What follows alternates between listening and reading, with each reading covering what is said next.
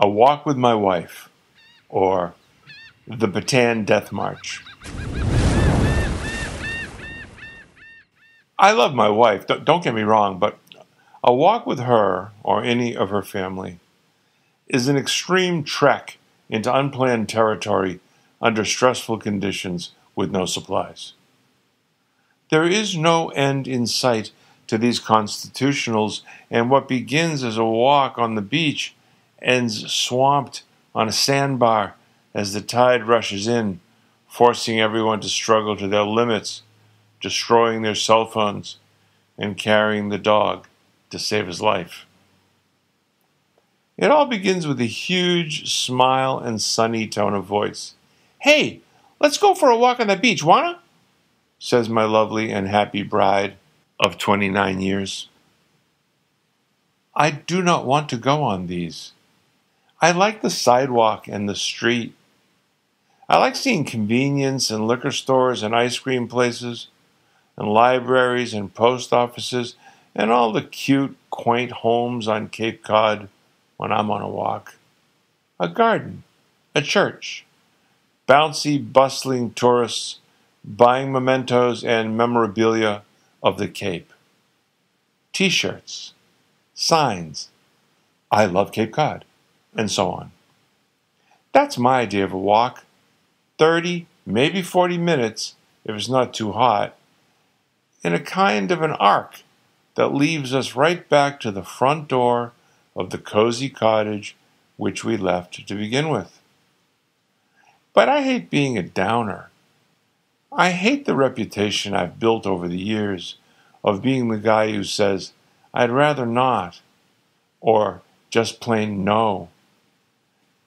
I hate seeing my wife's half-sad, half-disappointed face when she knows I won't join in on the fun with her sisters, brother, mother, and nieces and nephew, and detached significant others. So I go.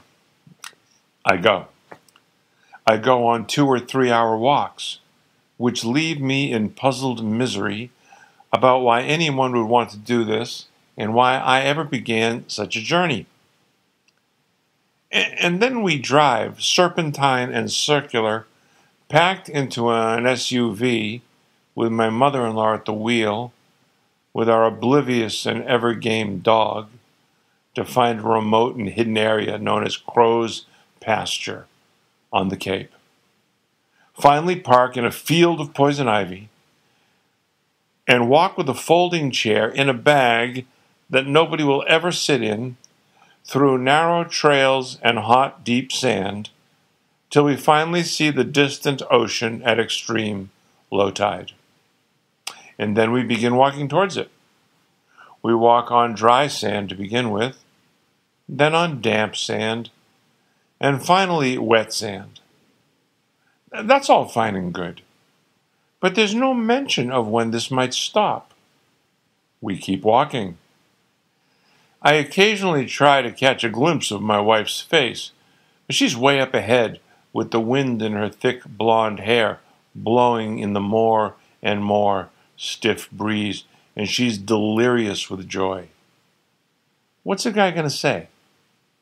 So I go towards the sea, a lemming in the Arctic Ocean. And the breeze becomes a gale, and the cord of my ridiculous bright red hat threatens to strangle me while the wide circular brim batters me insensible, flapping around on all sides, leaves me looking like an alarmed tropical parrot in a monsoon. Now the footing, once only damp, is soaked, and I'm wearing my cool new black Nike sneakers with the red laces, and what was moist sand is now ankle-deep salt water, and it seems nobody but me is aware of the sea, which is soon becoming knee-deep. It's moving. The sea changes quickly, and you find yourself marooned, and now everybody is involved. And there come the brave men and women of the U.S. Coast Guard and the television news crews exposing you and your cohorts for the clowns you are, unless you don't make it, and then you're exposed as tragic rather than just stupid clowns. And my mother-in-law, who we call Granny, in her 80s and not altogether in robust health, so they say, but appears as vibrant as she was in her heydays, is way behind us as the tide turns. And my wife, her daughter, who was made this sort of woman through her mother's influence to be independent and rugged like her two younger sisters, who are respectively an undercover DEA agent in Detroit and a mountaineering bartender in Yellowknife in the Northwest Territories.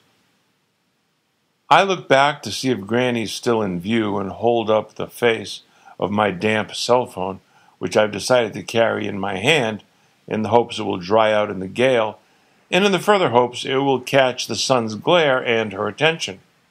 It does, and I hear her failing voice croak, "Save yourselves, you two. Don't worry about me. I'm fine." The water, I notice, has now reached her chest, where she clutches her small canvas bag containing the van keys, her phone, and a T-shirt which reads, "I'd rather be gardening," and the tide is coming in fast. I worry, but I go on. At this point, it's every man for himself on this Sunday stroll. I recall Bridge on the River Kwai with Alec Guinness, and Back to Bataan with John Wayne, to provide survival, inspiration, and grit. I've long since given up the idea of saving my new Droid razor and Nikes, and I see that the dog is being held aloft by my wife. He chatters and quakes in terrified gratitude, having been fished from the depths where he foundered on the end of his leash, until my wife decided to let the collapsible chair go in order to salvage our faithful companion. A questionable trade, I sometimes think, when he drags my sandwich off the coffee table from my blind side. But somehow I love him. The beach is in sight, where numerous individuals sit drinking cold beverages and eating as they watch us with growing interest. A few begin to stand and gather near the shoreline, wondering, I assume, if they should do something or call someone. They do not, because my wife is only about 30 yards from them and seems well and confident that I, and then her mother, will make it eventually.